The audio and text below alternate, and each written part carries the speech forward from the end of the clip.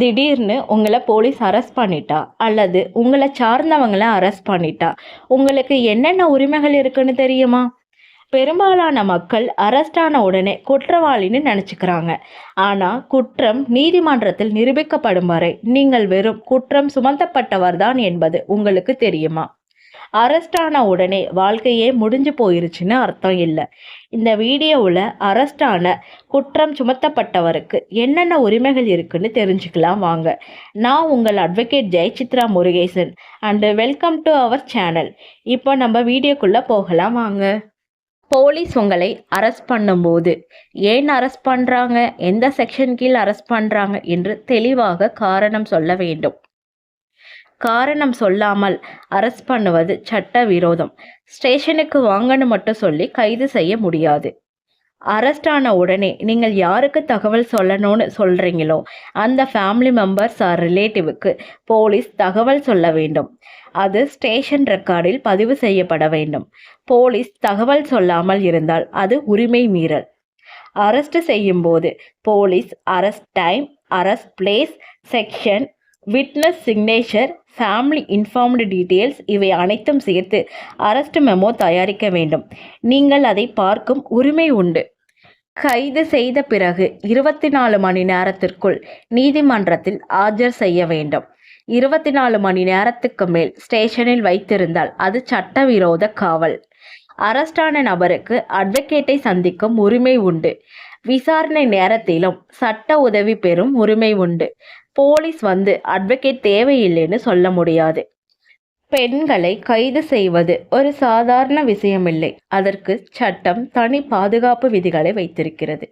முக்கியமாக நினைவில் கொள்ள வேண்டியது, பெண்களை பொதுவாக இரவு நேரத்தில் கைது செய்யக்கூடாது.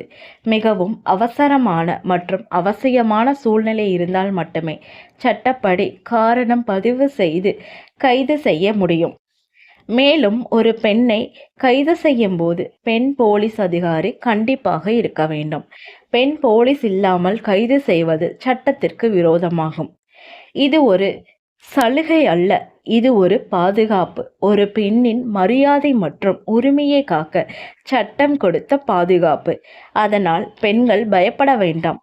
சட்டம் உங்களுக்காக இந்த பாதுகாப்பை உருவாக்கியுள்ளது. பெயிலபிள் அஃபென்ஸ் என்றால் சட்டப்படி போலீஸ் நிலையத்திலேயே பெயில் பெறும் உரிமை உங்களுக்கு உள்ளது. நான் பெயிலபிள் அஃபென்ஸ் என்றாலும் பெயில் கிடையாது என்று அர்த்தமில்லை. அப்படி இருக்கும்போது நீதிமன்றத்தில் பெயில் மனு தாக்கல் செய்து விடுதலை கேட்கலாம். ஒரு விஷயம் தெளிவாக நினைவில் வைத்துக் கொள்ளுங்கள். அரெஸ்ட் ஆனாலே ஜெயிலில் அடைக்க வேண்டும் என்பது கட்டாயமல்ல. போலீஸுக்கு அதிகாரம் இருக்கிறது. ஆனால் அந்த அதிகாரம் சட்டத்தின் வரம்புக்குள் தான் செயல்பட வேண்டும். அரெஸ்ட் என்பது தண்டனை அல்ல, அது ஒரு விசாரணை செயல்முறையின் ஒரு பகுதி மட்டும்தான். அரெஸ்ட் செய்யப்பட்ட நபருக்கு கீழ்கண்ட அடிப்படை உரிமைகள் உள்ளன.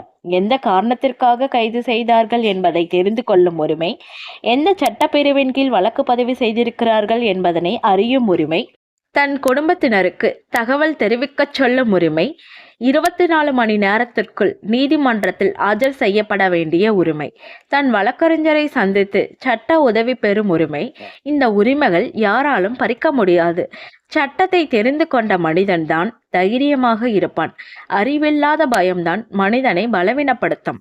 அதனால் பயப்பட வேண்டாம். உங்கள் உரிமைகளை அறிந்து கொண்டு தைரியமாக இருங்கள். இந்த வீடியோ உங்களுக்கு பயனுள்ளதாக இருந்தால் லைக் பண்ணுங்க, ஷேர் பண்ணுங்க, சப்ஸ்கிரைப் பண்ணுங்க. உங்கள் சந்தேகங்களை கமெண்ட் பகுதியில் பதிவு செய்யுங்கள். நான் உங்கள் அட்வொகேட் ஜெயசித்ரா முருகேசன். மீண்டும் மற்றொரு விழிப்புணர்வில் சந்திப்போம்.